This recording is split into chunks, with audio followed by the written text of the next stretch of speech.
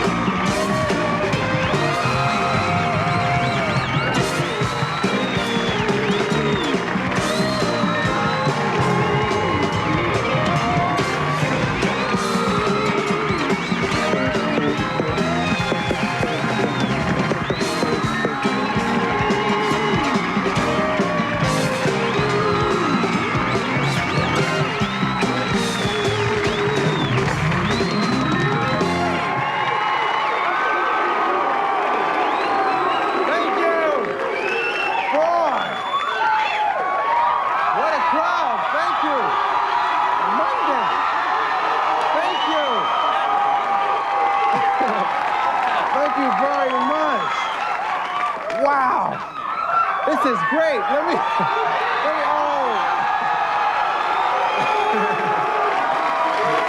Thank you very much. You're gonna irritate the people at home. Stop now. Let me introduce you to those people over there. Those are people who think we may see the Super Bowl before we see the World Series this year. That's who those people are. Yes. People in the know. And I'll introduce you to this group over here. This is my posse, and tonight, yeah, give it up for my posse. Yeah. And tonight, they're joined by two of the most innovative brothers in the business. You probably recognize that look from a Janet Jackson video of the past. Yeah. You might know them if you're from Minneapolis. Is that right? Is that right? Am I saying that right? I always feel like I'm gonna say that word wrong, you know? I should say nap. Yeah. These gentlemen, we first saw them in a movie called Purple Rain. They were with a group called The Time. They become major producers in the world of music, master of minds behind Human League, Janet Jackson, New Edition, you name it. That's Jimmy Jam and Terry Lewis. Yes. Yes! Yes! Or should I say yes? I heard that.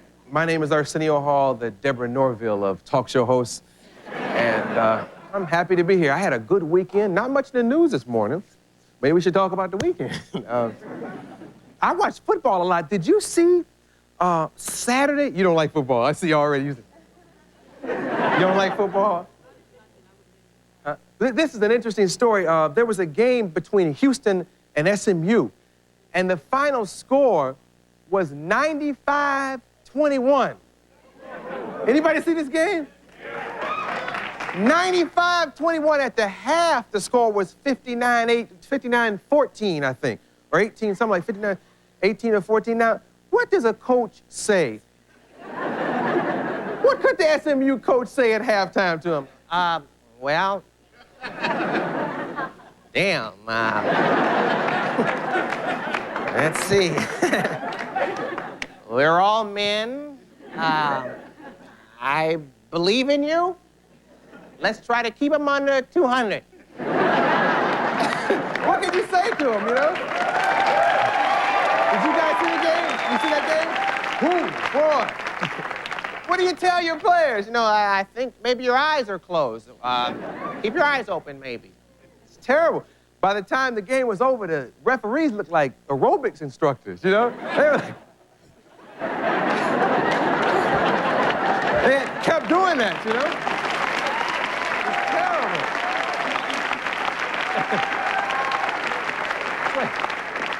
Is this a football game or a Jane Fonda workout? Some lawyer in Oregon, this is an interesting article in the paper, he has a new drive-through divorce window. So you can get a divorce, just like at Wendy's, you just drive through. I hope the speakers are better than the ones at Wendy's, though. So you at least understand what you're going through. Let me see if I got your order straight. You want the furniture, the savings account, the vacation home? Would you like alimony with that, please? It could be real weird, because I hate to go to Wendy's. I don't understand what the lady's saying. I just say, yes, that's fine.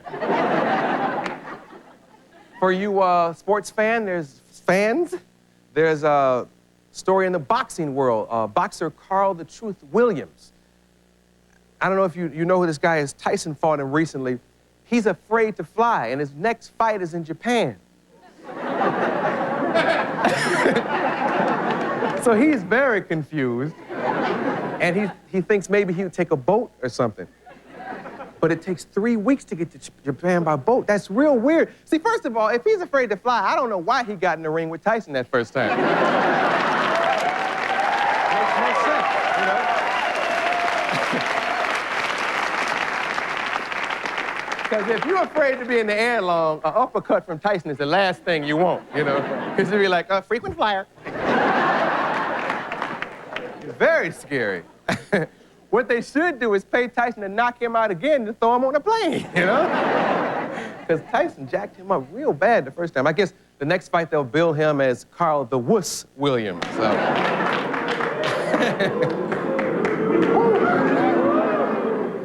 I hope the security here at Paramount is tight. Y'all want to hear the posse get busy with Jimmy Jam and Terry Lewis? Work me.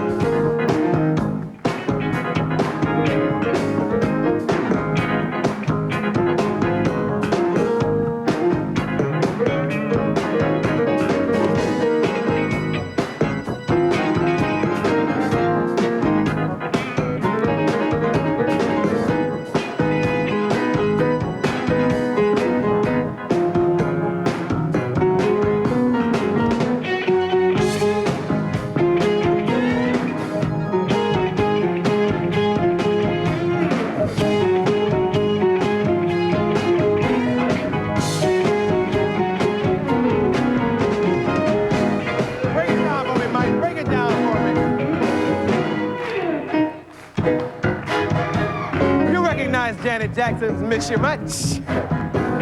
That's their stuff. Yeah, glad you guys came by. We got a great show for you tonight.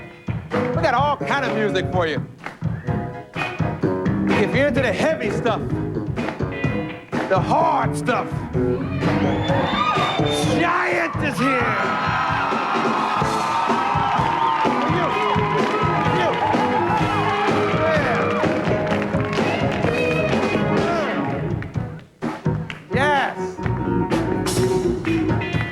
Formerly of Knots Landing, Michele is. Go, go, go, go, go.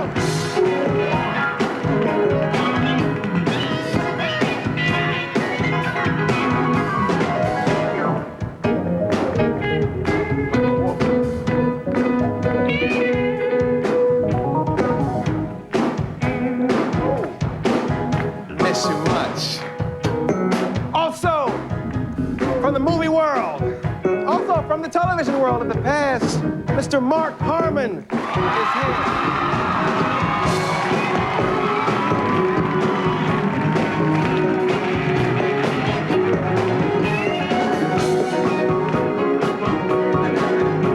Thank you for coming. Let's get busy.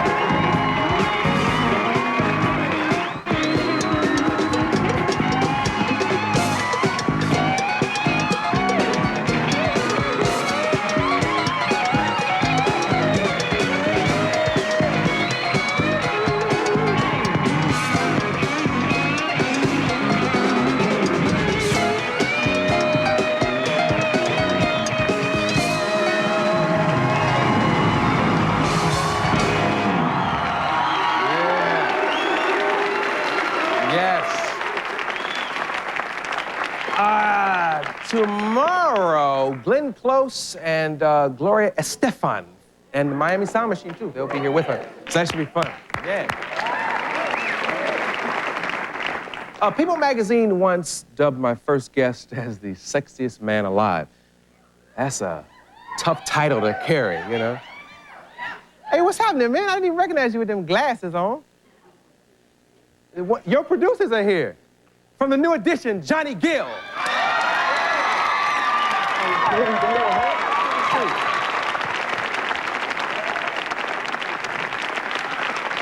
Yes.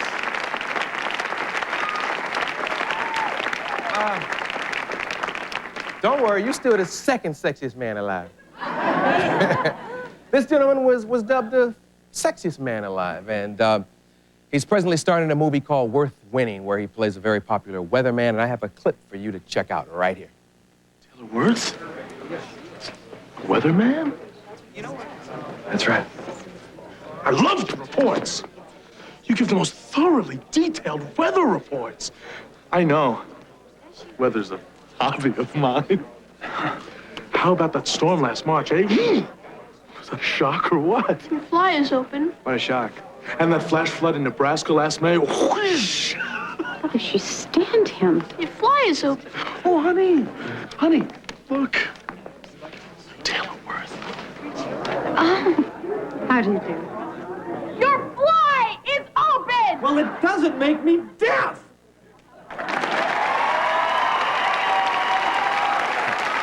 Please welcome Mark Harmon.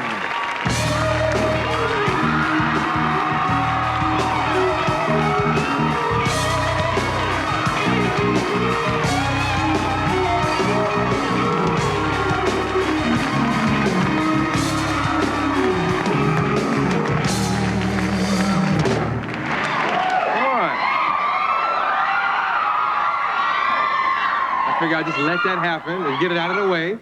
I brought my whole family along. You know, I got to watch the movie last night. Yeah. And you kind of play a sexy Willard Scott. That's a thought, isn't it? Yeah.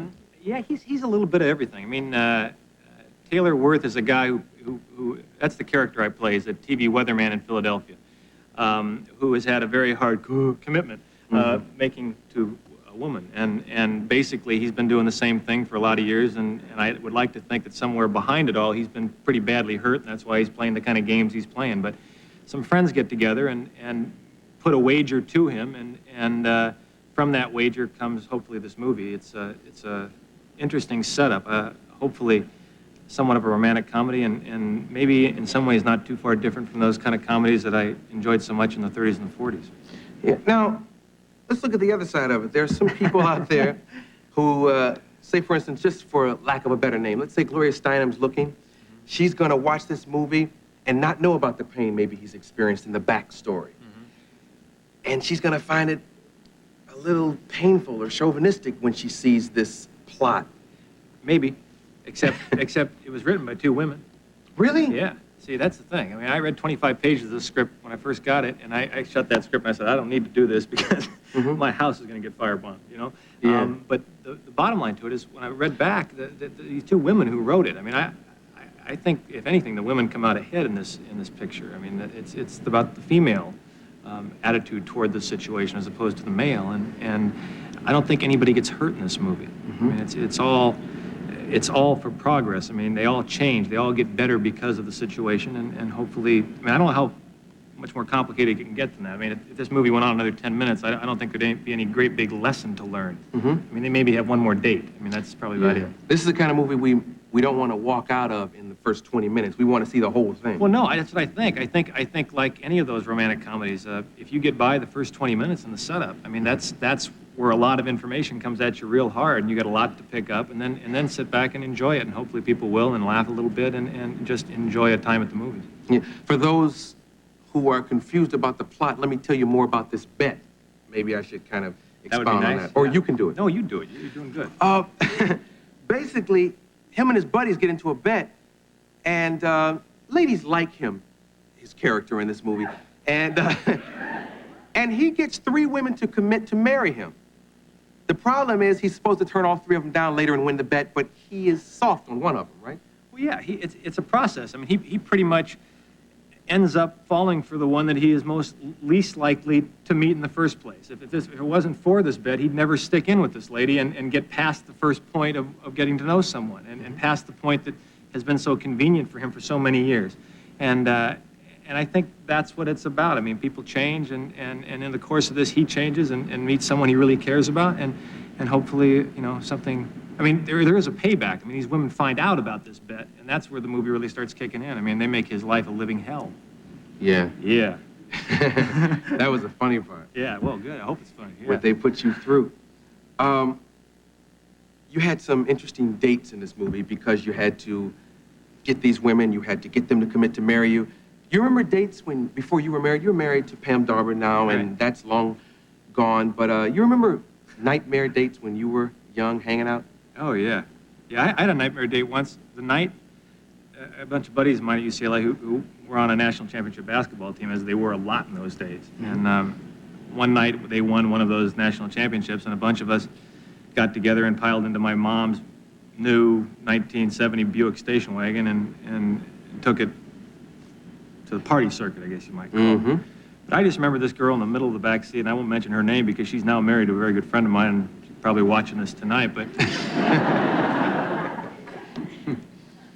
she got so sick, and she didn't even make an effort to get to a window. I mean, well, wait. I shouldn't say that, because if you consider this an effort. I remember that I spent about 6 hours that night cleaning out my mom's car, you know? Yeah. Cleaned it so well that my mom said, you know, anytime you want to take my car, you go right ahead and take that car. Yeah. But the problem was, is every time you turn on the heater in that car. And I sold that car to a friend of mine, and he said, Mark, it's a great car, but you know, every time I turn on that heater, there's this odor. Yeah. I have no idea what you're talking about. It's not the same friend that married the girl. We'll be right back with more Mark Harmon. Oh, no!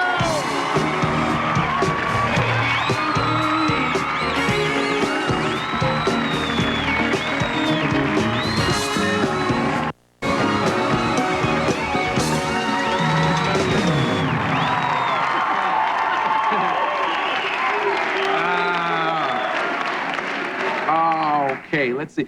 You know, I was talking to a member of my staff. We were talking about the movie, and I had forgotten you haven't always been a movie star. I forgot about St. Elsewhere. Yeah. Being here on the Paramount lot, you know, Yeah. we're kind of neighbors and Right. everything. How did your character eventually end? Because we had an argument about that. Oh, really? Yeah. What'd you say? Well, I thought you went. I thought the show ended and you were just this playboy who moved on. But they told me it was more tragic, and I guess I didn't see those last Yeah, weeks. actually, I went into my 3rd year there on St. Elsewhere, and the writers were great at writing great stuff and getting excited about writing different things for characters. And they said, "What do you want?" And I said, "I'd like to be challenged. I want you guys to get excited as writers and, you know, use my character to do what you need to do." And they said, "Well, sometimes, you know, we do get a character into a dead-end alley there. We don't know what to do except write him out." You know, and I said, "Well, yeah, I remember that with Terry Knox. He found out he was the rapist. He was vacationing in Hawaii, and he opened the script up and he read it. He was the rapist. I mean, he didn't know that, you know." Ooh.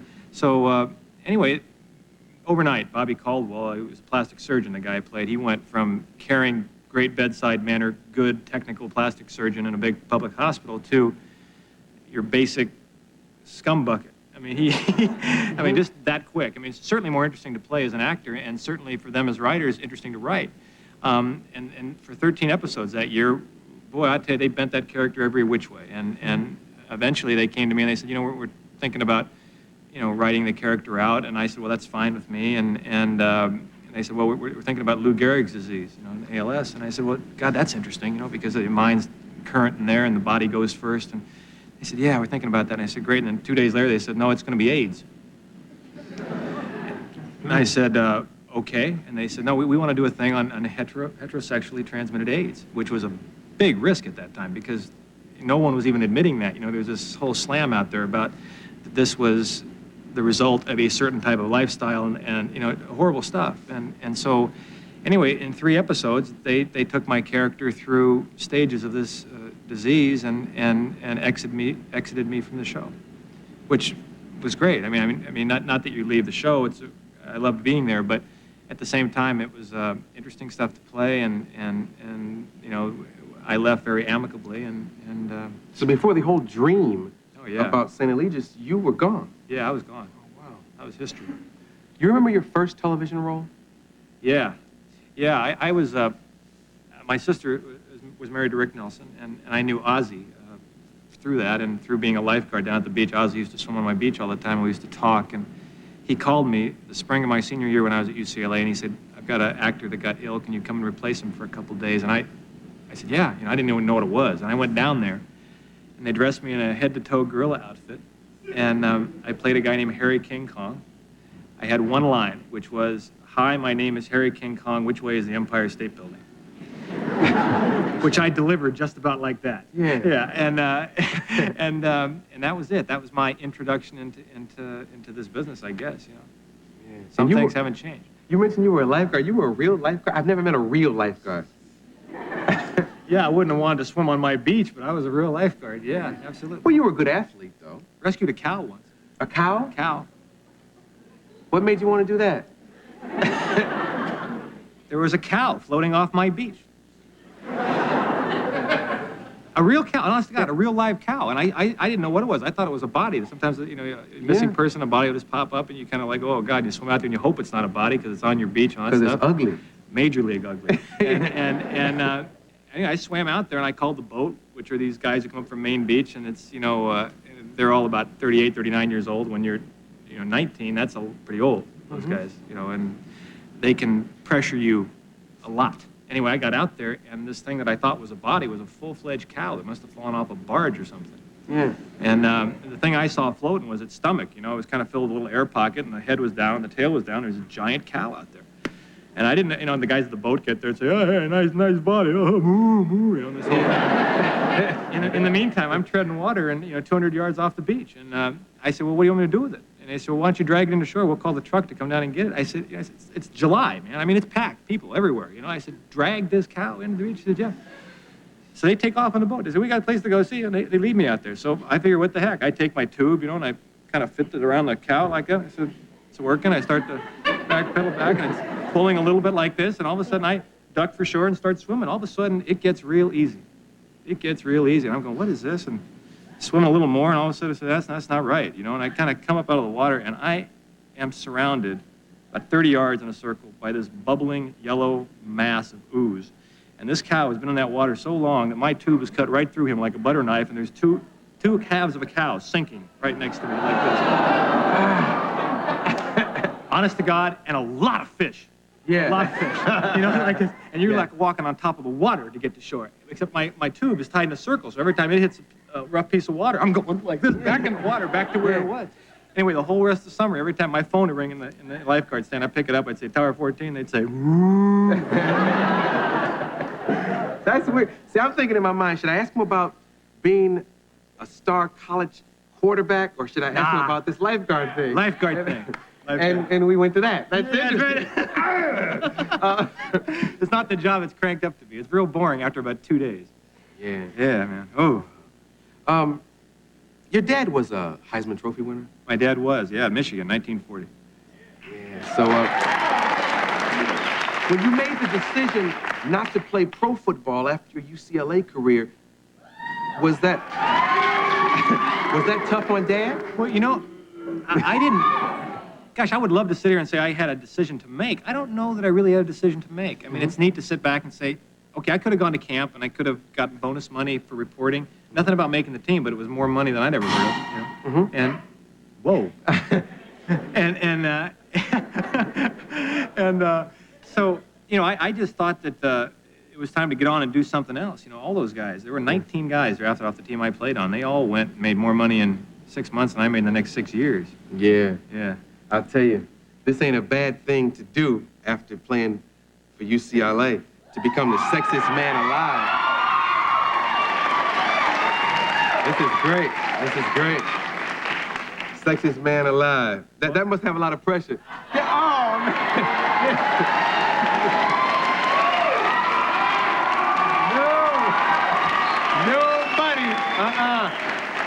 No, I don't need this kind of pressure, Mark. What?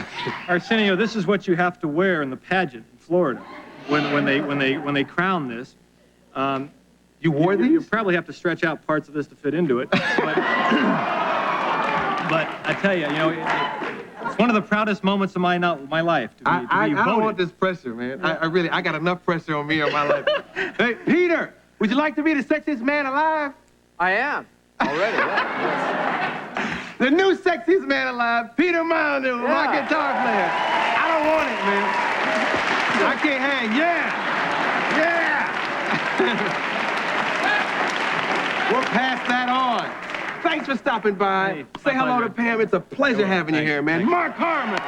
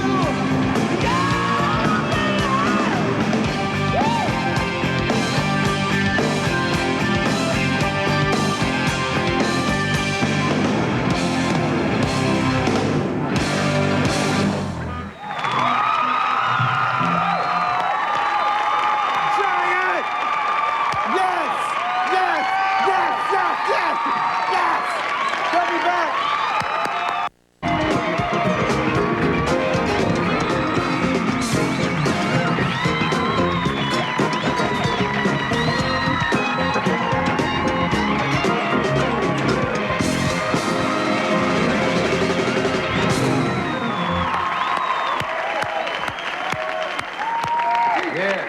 How about it one more time for Giant? Yes.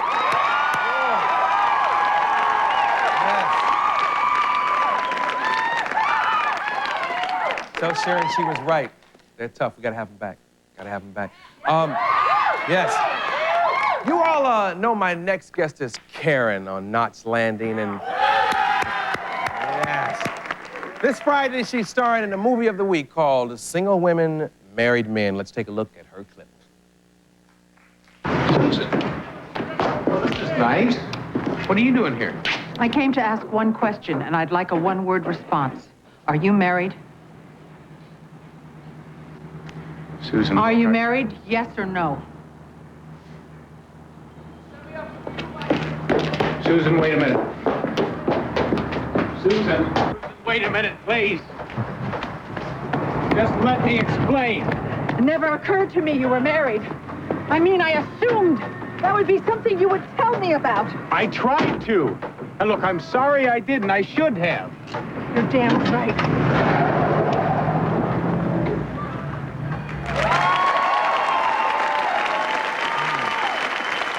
Yes. Michele Lee.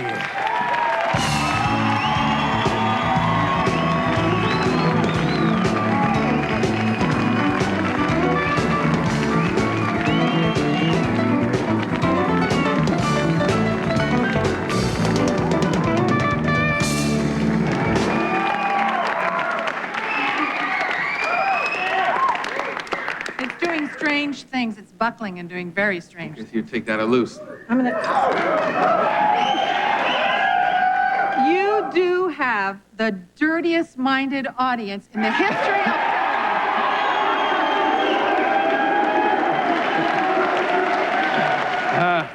And they love your work. What does that mean? By the way, I said she left Knots Landing. She didn't leave it permanently. She's doing her hiatus. She kind of not only starred in this, but you produced this baby.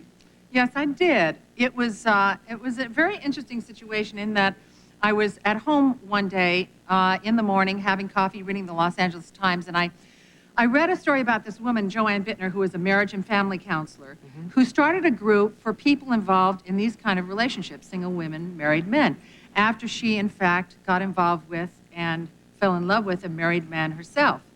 So I picked up the phone real fast, and I called her and flew out to see her, and she was a very intelligent, straightforward lady, and I was very impressed with her, and I met with the other, some of the other people in her group, and they gave me permission to do the movie inspired by their stories. That's what happened. You know, one lady during the clip, she said, yes, you know, like, leave him, you know? And you wonder, with that kind of attitude, why do women even get involved with married men? I mean, we know that it's a dead end. Well, there's a misconception about the woman. I think that people think of that woman as a 22-year-old vixen who's out for a good time, when in fact, the problem is really enormous and affects people from ages 20 to 75. 1 in 5 women have no man available to her. They're dead or married.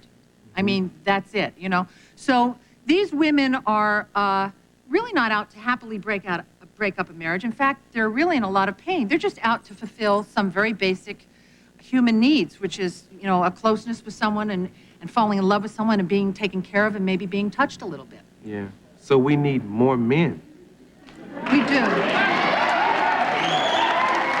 Another myth. There is another myth also of the no strings attachment, you know. Right. This thing is not really going anywhere. But very often, they have found that these relationships really do form very emotional bonds, and they last a long time sometimes. And those kinds of bonds are much more difficult to break than sometimes the legal ones where you just sign, you know, your name on a paper.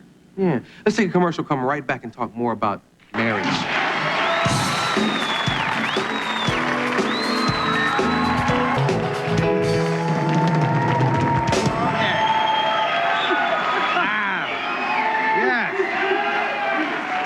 You know, I always wonder, like, in a relationship where a woman is involved with a married man, I always thought that women should, like, band together and form a certain kind of club, you know? Do these women ever think about the woman that's married, I mean, her feelings and her life? Well, you know, strangely enough, these women are very protective of the wife. They really don't want her to get hurt. And maybe it has to do with the fact that a lot of them are in loving relationships with the man, and they care about him, and so they don't want this thing to happen.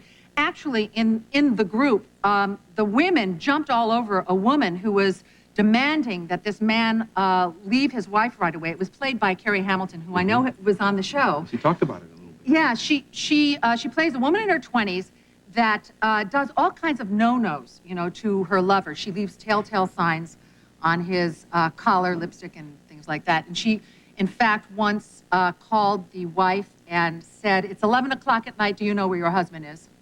Oh, that's yeah, cold. and followed the husband into a movie theater with his wife and sat on the other side of him. So that's a real no-no. They were all over her, and that's not the norm. But you know, I mean, strange things can happen.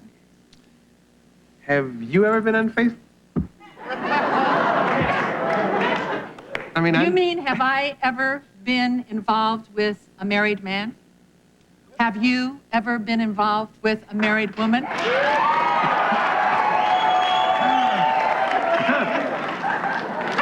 minute, I love this, right? I love this. He looks at me and nonchalantly, with a little smile on his face, the way he does, you know, slips in this little question, you know, have you ever been involved? Like I am going to answer on national television, if in fact it was true, that yes, I was involved with a married man, and do you want to know his name and his profession?